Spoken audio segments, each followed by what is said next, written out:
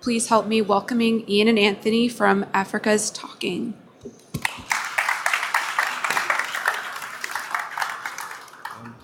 Hi guys. As you said, Anthony and Ian, both from AfricaStalking. And today we're going to be sharing about how we are building infrastructure for the next generation of African ventures. So those are our lovely faces right on the screen. AfricaStalking is a Pan-African platform as a service company, and what we do is we democratize communications and payments infrastructure for developers in Africa. So the reason we do this is because we really want to allow developers to create really meaningful applications for users in Africa, right? And the reason we focus on developers is because they have like extreme power in whichever organizations and communities that they exist in. So this could mean that they are creating solutions that are localized, local context solutions. So some of them are going to build anything from USSD applications, messaging services, to mobile payments. So yeah. So we believe in being an integral part of the developer journey. What this means is that we allow developers to basically create wealth not only for themselves, but for the communities that they exist in, right? And this is just one of the stories of the developers that we've worked with. His name is Brian Okinyi. He's a student at Dedan Kimathi University, a dev community leader in that university. He learned about our APIs in his second year of studies, joined our referral program where we refer developers to clients who come and learn about, who want to use our APIs. And this year started his own startup. So because of this, it reinforces why we stick to developers. He's joining university on a government scholarship, and right now he's able to pay his own rent, he's able to support his own family. So this is why we do what we do, developers. So how we are changing developers' lives in two main ways, through training and the developer referral program.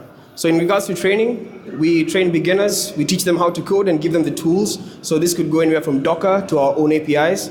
And then for advanced and intermediate developers, we work with them to build MVPs for solutions that they could use in their local communities, right?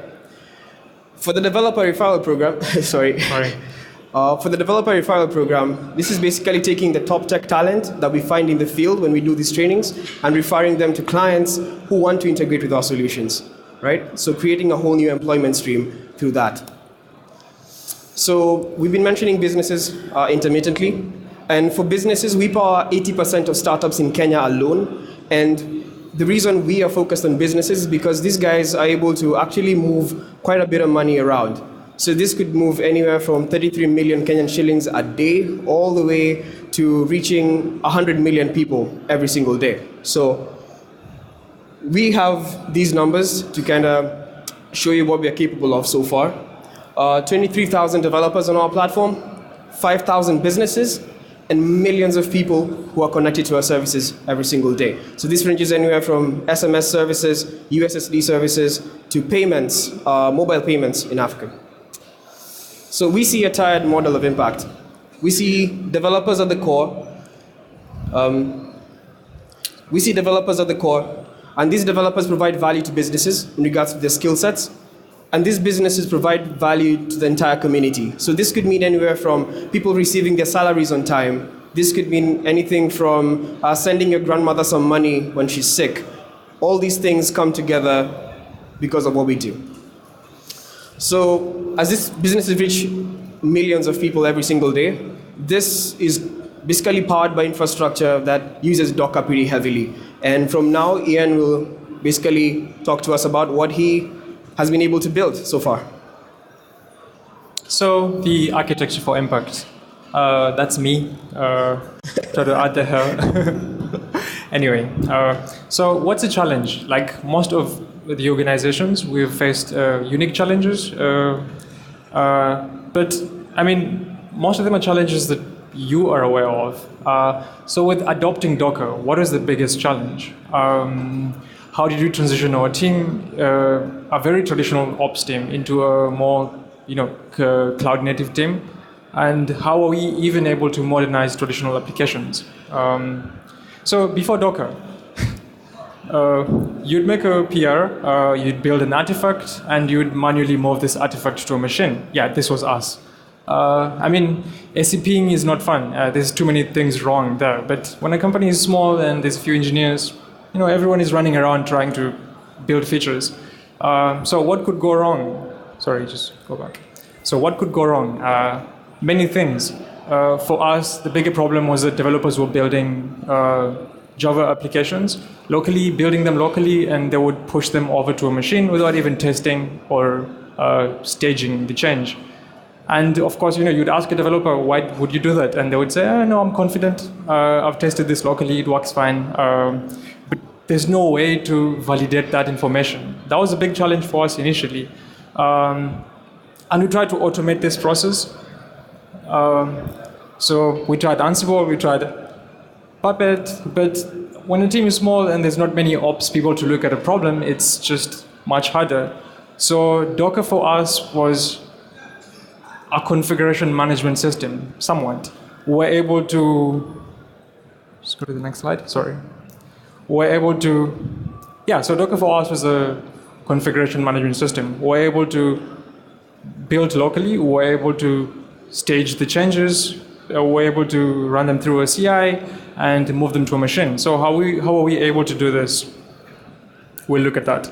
So initially, like most of the companies, we thought adopting Docker would be simple, just sprinkle some containers, it'll all work.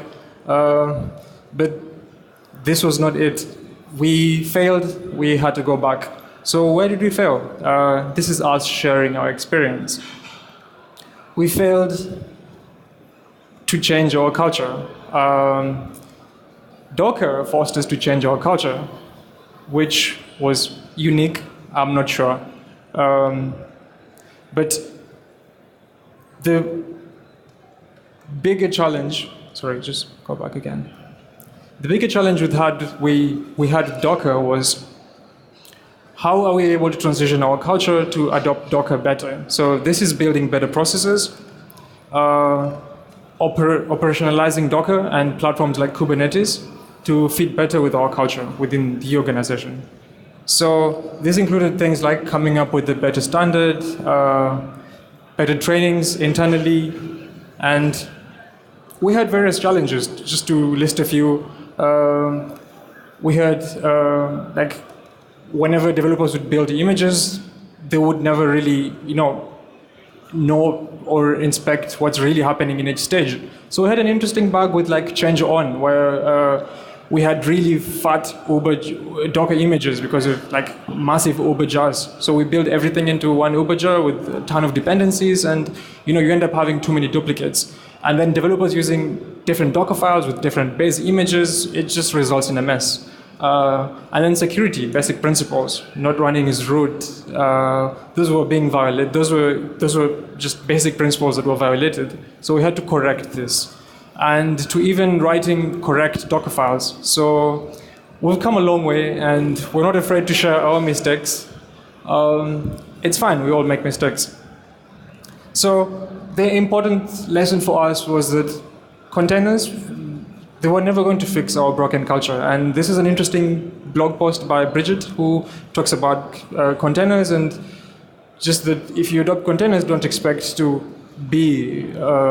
run a good infrastructure, which was very interesting for us. I wish we read this blog post much earlier, then we would not have made many mistakes. So it's a very simple problem. We just want an easy way to move from CI to production. So how do we achieve this? Now, a developer builds a Docker image, it's tested, it goes through a staging environment and QA before eventually getting to production. So it's a very viable process. We track each build, and we're able to promote builds to production through either a chat operation or conversational messages on either Slack or even on phones as messages. So we have evolved to GitOps. we have embraced GitOps in a unique way. Why? Because it's easy. It's easy for developers to, to use Git, so they're able to effect change on infrastructure just by modifying, a Git file somewhere, and there's a controller that runs that makes sure that whatever is defined in the Git file is what is running in a machine. It's very easy for developers to understand that, and this has worked really well for us in terms of just deployments. And again, it's manual. We can also log a particular version that's running, unless a particular team approves that this can be upgraded to a later version, which is fine. It's very simple at the core, but it works really well for us. Let's go to the next one. So we use Flux internally, and we run in Kubernetes. So every single deployment has a Flux repository, and Flux pulls definitions from a repo on Git, which then is affected on the infrastructure.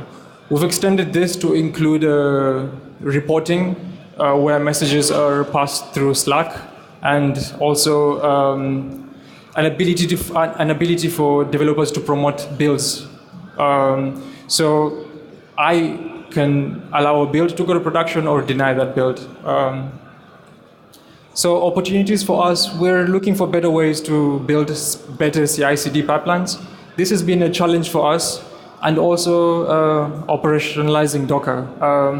We have gotten to a comfortable point, but not with Kubernetes. We are okay. We have received a lot of support from the community, but only a few individuals can really, fix issues when they show up in production. So this is a big opportunity for us, and we're working with the community, and we're trying to learn as much as we can. So these are our closing thoughts. With Docker, we've been able to reach millions of people across Africa, and we hope to continue to do this, and we just are thankful for a tech like Docker that allows us to scale to now 16 countries, and hopefully the whole of Africa in the next couple of years. So thank you so much, and appreciate it.